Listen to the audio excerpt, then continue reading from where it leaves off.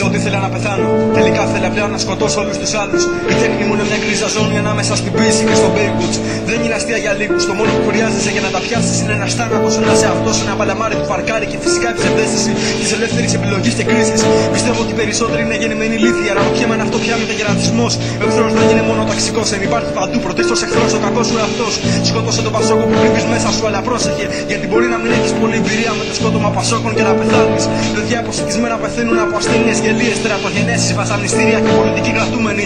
Άδειες ζωές, τρίπιες ζωές, επαναλαμβανόμενες άπιες τεκρίες ζωές. Να πάρω και αυτά που ακούς και με διασκεδάζεις. Το ανθρώπινο είδος μου καίει το κεφάλι. Και όλοι γύρω φωνάζουν καλέ, αυτός δεν έχει κεφάλι.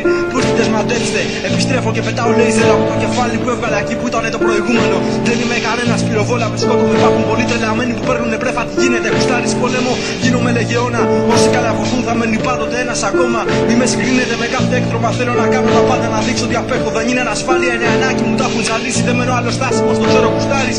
Κάνε και εσύ το ίδιο.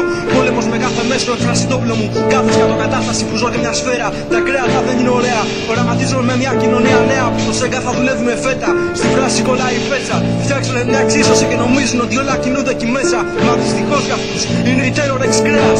Κάποιοι πήραν πολύ στα σοβαρά την ευθεία τους. Συστή συμφερόντων και ρηφετιών μέσω αιτίου και αποτελέσματος θα κρατούσαν κλειστό καθεστώμα σε φάση βολικότερη δυνατή επιλογή.